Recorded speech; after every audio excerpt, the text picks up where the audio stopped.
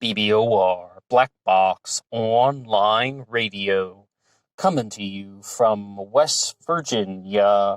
Black Box Ned 88 on Instagram for the bonus podcast.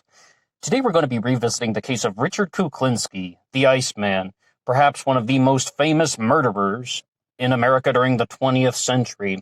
And when it comes to Richard Kuklinski, we've mentioned him once before on the channel. We've done one upload devoted to the Iceman. And I confess, even after going through the Iceman tapes, which you can find online, but they're very lengthy, even after that, and listening to the 5-part discussion series from the Serial Killer podcast on Richard Kuklinski, I still wasn't quite sure what to say in the first recording. And I'll include a link to that in the description box here. But what I would say is that there's a very good reason for that we'll explain throughout the duration of the recording about just the overall story of the Iceman. I got back into this subject because I had a chance to watch a copy of the movie The Iceman from 2012. And even though perhaps movies aren't the best places to find facts, to quote the documentary we were mentioning yesterday, Graysmith Unmasked, it's more like, I think it's an interesting mental exercise. It's something we started doing on the channel last year, comparing the film version of these serial killers and other true crime events to the documentaries, the podcasts, the books, and looking how does the dramatization compare to some of these solid nonfiction sources. And you'll find with the case of Richard Kuklinski that there is a lot of storytelling going on. And in the first upload that we didn't really get a chance to mention anything about how a lot of people dispute the claims that Richard Kuklinski was making. Now, the film The Iceman, I would just like to say, it is available on YouTube for free, but I watched it on the Tubi app, T-U-B-I, Tubi. I think that's how you pronounce it. I've never actually talked to anyone about it, but it's a free movie app, and there are a number of places where you can see the film The Iceman for free. And the image that I think the world is accepting of Richard Kuklinski is that he is someone who was actually living the double life in the fullest meaning of the term. He was the person who was cold-blooded toward everybody except his family. He was the father, he was the husband, he was the family man, and killing people was just his job. He did not care about anyone other than his wife and his children. That's the image that they try to put out there. But we've talked about a lot of serial killers, and we've talked about a lot of murderers on this channel. And what you can say about something like that is highly improbable. That really seems like a type of image that has been presented. What I can say, though, about Kuklinski is it definitely appears that he is not a pure sociopath or a pure psychopath. Instead, this really appears that he is someone who came from a very troubled upbringing. He came from two parents whom, by his wife's admission, as she was recanting the story, Barbara Kuklinski, she was saying that he felt that his parents did not love him at all. And this is a more common characteristic that you will find from someone who is going to grow up to become a serial killer or a cold-blooded murderer. They believe that there is this type of betrayal from the parents, that they are not receiving this type of love. But the thing is, though, to say, as we expand upon the discussion of Kuklinski, that simply isn't enough for someone to go on to become an extremely heinous murderer.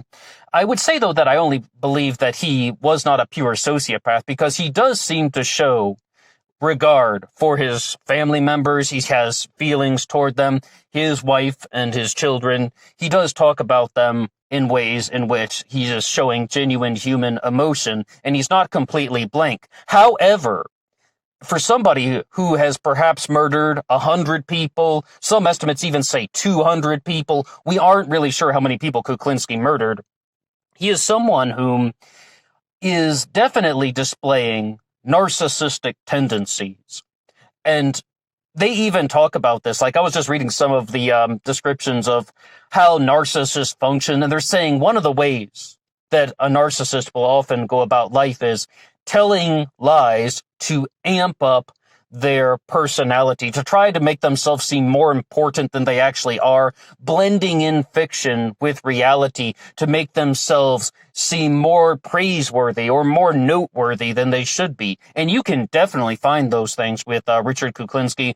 Like, if you even just scroll through the comments sections of the Iceman tapes, you'll find people saying, hey, wait a second, he didn't say that in this other interview. He said that thing wasn't true. And you can really see that a lot of people seem to notice that Kuklinski is perhaps exaggerating the things that he did as a hitman, as well as he also is perhaps just didn't murder as many people as he claims to have. But I would like to talk about one thing that's very particular right now, aside from the media perception. As a murderer, Richard Kuklinski killed people with guns, he killed people with poison, strangled people, various forms of asphyxiation with his hands, as well as tying a garrote around somebody's neck. There's the very famous story of one time he drove by and shot someone with a crossbow, using all sorts of different methods. That is something that is abnormal from serial killers. Most serial killers, especially the sexually motivated ones, but not always, most serial killers find one particular method and they stick to that method. Why all of the changes with Kuklinski? Number one is practicality. I think all serial killers across the board will turn to practicality. I was just listening to a podcast on BTK, and what they said about him was he deviated from his killing method because he was interrupted and he had to do something he had to make a quick decision, and he went for whatever was possible at the time. Yes, people do things like that, but with Kuklinski, it's really quite different. I think that he would deviate from any particular pattern for a very simple reason. Most serial killers are operating in the shadows. They are doing it in somewhat of a lone wolf fashion. They are operating in something that they want to be a pure secret. It's a method that they have devised themselves. They started killing people in a particular way, and their confidence grows with each murder. Their confidence goes up with each murder that they commit, and they keep using the same method to kill someone if they are successful. But I really have to tell you, you will find this all the time when you're reading about how serial killers murder people. If they normally murder somebody with blunt force trauma, then they tend to have one victim that they have strangled, or if they normally murder people with gunshots, perhaps there is one victim they have stabbed. It does happen. Serial killers do deviate from the pattern a little bit. But with Kuklinski, that's just not the case, because he was a hitman. This wasn't something that he was creating so that he could hide in the shadows and then sneak up on people and kill for his sexual urges. It really is possible that a lot of that stuff is somewhat accurate, where you would have like him, he's doing this because it's a job. Is he showing regard for human life? No, absolutely not. Is he being cold-blooded? Yes, absolutely. But he's doing this not trying to unleash any type of sexual urge or to satiate those types of feelings. He is doing this because it's expected of him, so he doesn't have to keep it secret, and he also doesn't have to kind of sneak around in the shadows. He's being very blunt about this and doing it out in the open.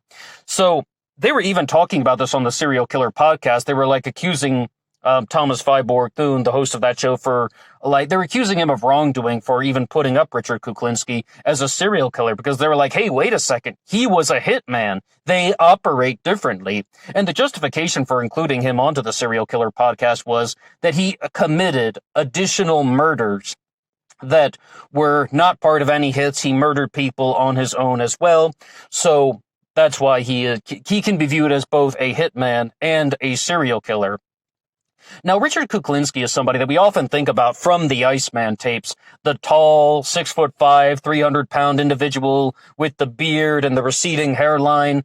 But when I was watching the film The Iceman, which features Michael Shannon playing Richard Kuklinski, Michael Shannon, the guy from The Shape of Water, he is playing the Iceman, and it starts out, and he just looks much younger and clean-shaven. It really seems like a different individual, but at the same time, I think they really captured the escalation into darkness somewhat well, or the fact that it was hidden for a long time, because I do not necessarily accept 100% that Kuklinski was some guy that completely hid his dark side from his family. And his own wife, Barbara, even talks about this in interviews when she is saying that at one time he even pulled a knife on her and prodded her with it, not seriously injuring her, but prodding her with it, saying that she could not leave.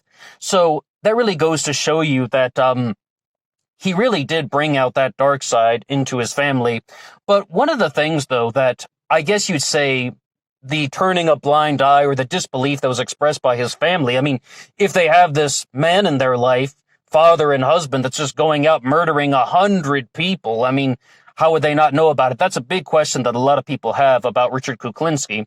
And the answer to that is that his wife said she didn't think much about it because even when he poked her with the knife, she was like, she thought that that was a display of cowardice rather than a display of strength, like that he is almost just doing that out of insecurity. And I was and first and foremost, I don't believe that for a second. That's just probably somebody's justification to try and get the media off her back. It's highly possible she had knowledge of these things, but that's only speculation. But I'm very tempted to use that word, insecurity, when you're talking about Richard Kuklinski, because when he's describing everything that he's doing, as we mentioned, trying to make himself seem more prolific, more, I was about to say accomplished, but I guess we would have to use that word, more accomplished than he actually was. And this is a big debate that people have with narcissism. I mean, it's even dealing with some very abstract stuff, but they're like, a narcissist can be viewed as someone who is extremely insecure, and they use narcissism as a mask for their insecurity because they're afraid of humiliation and rejection. And we said very clearly with Kuklinski, that would stem from feeling that he had two parents that didn't love him, a mother that beat him severely with a broom handle over on his back and such, and a father that showed lots of disregard for him, feeling that there wasn't an ounce of love at all. The foundation of becoming a serial killer or murderer. But the thing is, though, it's really a debate in the world because the other side of the issue is that a narcissist is not insecure, but rather someone whose self-image is so high, it is off the charts, and it actually becomes a mental disorder. It is someone who just thinks that they are so above everybody else that they can do no wrong, and this is why it is a mental issue, because they are actually believing this somewhat delusional belief. So, like, I mean, when it comes to narcissism, I think it's going in a different directions, and it's debatable because we're dealing with very abstract stuff. No matter what you want to say, Kuklinski really seems to show lots of indifference toward the people that he murdered, and he does seem to show some remorse for losing his family. If you do get a chance to watch the film The Iceman, I mean, it has an enormous amount of famous people in it, like Winona Ryder plays his wife, and Chris Evans, Captain America, he is in there. I didn't recognize him at all. I saw his name on IMDb, and James Franco is in there, Ray Liotta, and even David Schwimmer is playing a character that I've never seen David Schwimmer ever play anything like that before. I would say that it's nice to see David Schwimmer do a drama, but I think he's made up for that with some of his other roles, like especially The People versus O.J. Simpson, playing Robert Kardashian, and as well as some other things. He's kind of broken out of the whole Ross Geller mold. But that's once again from the film The Iceman. And I think, though, that if you're going to look at somebody like Richard Kuklinski, it shows that the criminal underworld is very engulfing. It can really engulf somebody. And on the channel in the future, I would really like to have some conversations about the Gambino family, the Genovese family. How do these things collide? How do these criminal underworlds actually take place? And I have to tell you, I mean, I would really have to do a lot of investigation before I would put out an upload on that particular subject, because I would be a very, very big newcomer to researching something such as the Gambino family, although we have done uploads on this channel about some similar things, such as Meyer Lansky and Richard Kuklinski as well. You know, he's heavily connected to the underworld. And when it comes to someone's behavior and someone's actions in life, simply saying that he was just doing a job is not a justification at all. It is not an excuse. Kuklinski was wrong. He had the conscious awareness to know that he was wrong. And based on how methodical and cold-blooded he was, very obviously, he was choosing to destroy human life for profit. And I know that life is complicated and messy, but it's still very heinous things. And when you learn about Kuklinski, almost all of the sources want to say that he would escalate in his killing methodology. He would try to become more and more sophisticated, and it so much thought went into learning how to kill people. And what I would say about that is that if you listen to any source about Richard Kuklinski, the Iceman, you'll hear the famous line about how he learned how to poison people with cyanide. You spill your drink on somebody in a bar or in a nightclub, and before they can even do anything about it, the cyanide will seep through their shirt and into their pores, and then they will be poisoned. And what Kuklinski would also do is, and they detail this very clearly in the film The Iceman, is he would fill up a little container, almost like a nasal spray container, and spray the cyanide as a mist at somebody. So he was learning how to become more and more skillful with his murders. So, I mean, what you can see is that Richard Kuklinski was somebody who, if what he says is true, and if what we understand from the media depictions, he was someone who just showed absolutely no regard for human life except for his family. And you just got to wonder at that point, who is telling the truth? Where do the boundaries go? Like, what really is the dramatization, and what was the actual historical chronological timeline? And what you can say is, when children are abused, growing up in bad situations, feeling like they do not have that love from their parents, that leads to a whole host of issues in itself. But especially when that is partnered with, number one, genetics. There's something in the genes. And the second thing is neurological functioning. Bear in mind, lots of people have been through abuse when they are growing up, and they don't go on to become serial killers or murderers. So what the neuroscientist James Fallon likes to say is there are three major components that go into this together, as we said: child abuse, neurological functioning, and genetics, something in the genes. And with Kuklinski, though all of those things seem rather apparent, and I would say, though, that I still would stand by the descriptions that aren't even my own observations, that he was a very intense narcissist, and he was someone who really had this image of himself that he was in it for him. Maybe his family, but he's definitely in it for himself. So he is showing lots of indifference to other people and a very large disregard for human life. When this is all put together, it just leads to someone. It's a matter of time before he commits a murder, and then the feelings would really escalate. And they talked about this a lot on the Infographics show. It's one of the few times in the last couple months that I've watched something from the Infographics show. They did an upload on Richard Kuklinski, the Iceman. And I mean, I have to say, though, they really did a good job packaging it all together in what was it, 14 minutes or something. They really shared an enormous amount of history about Kuklinski. But one of the things that they really wanted to reinforce was, after committing that first murder as a teenager, and what actually happened was, if you haven't heard our first segment, he retaliated against a bully, beating him to death with a rod. And he first felt just grief and sadness and really, really negative emotions. But then he started to feel something that was actually rather uplifting, and something that was almost encouraging him, like a desire to commit another murder. Once again, allegedly, so people say. And I think that that's very telling of someone who is going to go on to commit more murders. They are showing indifference to human life because they are chasing a rush. Kuklinski had the excuse that he is only killing people because it was a job, because it's a hitman, and he's putting on this front and facade that he's a businessman, a husband and father. And he's actually the textbook example of the guy leading the double life. No, he loves his family, but he does sinister things behind closed doors. No, I don't really accept that at all. There would be interference. And there was even, I mean, if you're going to look at all the examples of how these things play out. But I think the biggest thing to remember is, number one, people do not always tell the truth. Number two, even when they tell the truth, sometimes they misrepresent the story. Number three, there could be additional accomplices. And very specifically with Richard Kuklinski, I think it's important to reinforce the fact that the way in which he operated was because he was not a conventional serial killer. I repeat, not a conventional serial killer. He was using these different methods because these were hit jobs that he didn't have to hide this from an enormous amount of people. Everyone that would have been connected to that criminal underworld would have known what he was doing, so he needed to do this in an effective way. And we said this in the previous segment that we did on Richard Kuklinski, but just to say one thing, he got the name the Iceman for two reasons. Number one, because he was a cold-blooded murderer, but the second reason was because they would hide the bodies in an industrial and commercial freezer, and industrial freezer, we should say.